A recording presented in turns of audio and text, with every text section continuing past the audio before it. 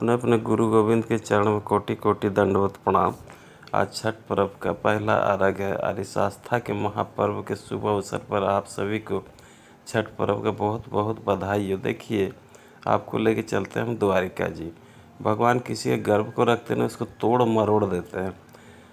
आप जानते हैं कि बलराम जी जो त्रेता में भगवान रामचंद्र के साथ छोटे भाई लक्ष्मण जी के रूप में आए थे, वो शेष जी का अवतार थे, वही लक्ष्मण जी द्वापर में बलराम जी बन के आए। अब बल है अधिक इनमें, ऊपर से राम है। ये द्विविध नाम का एक बानर जो त्रेता युग में भगवान राम के साथ लंका विजय में बहुत युद्ध किया था, लेकिन दुष्ट हो गया था। दिन को लड़ता था राम दल से और रात को ये लंका में जाके वहाँ राक्षसियों के साथ खाना खाता था, ऐश मौज करता था। भगवान इसको दंड नहीं दिए। द्वापर में आया और एक बार पंडरक राजा के कहने पर द्वारिका में आक्रमण कर दिया। इसको तो हमारे बलराम जी दाऊ जी एक मुष्टिका मारे और वो मर गया। ये घमंड में बलराम जी चूर थे।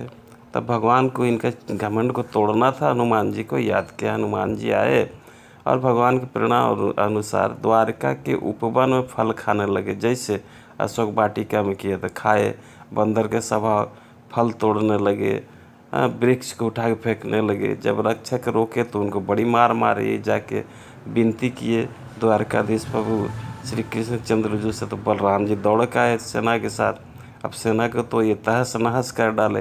अब बारी थी बलराम जी का, तो बलराम जी से इनका तुमुल युद्ध हुआ, भयंकर युद्ध हुआ। कोई एक दूसरे से नहीं हारता था। तब धमकी देते हुए बलराम जी बोले कि अब कभी हम तुमको नहीं छोड़ेंगे। अब हम अपना दिव्य हल मूसल का, अपना दिव्य अस्त्र का अनुसंधान करेंगे और मार डालेंगे तुमको। तुम बोलो कौन हो। तो ये परिचय कितना अच्छा देते हैं।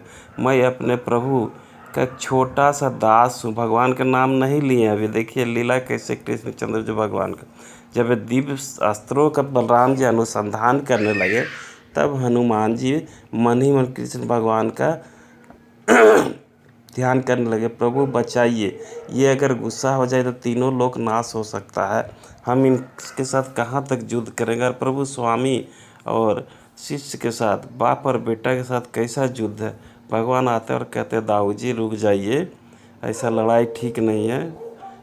देखिए ये आप जिनके ऊपर हाथ उठाने जा रहे हैं, जो सामने खड़े पवन पुत्र है, दोनों में भगवान मित्रता करा देते, एक दूसरे को प्रणाम करते हैं और फिर भगवान से वीर बजरंगबली विनती करते हैं कि प्रभु आप तीनों जो श्री रामचंद्र जी के रूप में थे, वो रूप का दर्शन कराए। भगवान दर्शन कराते। तो ये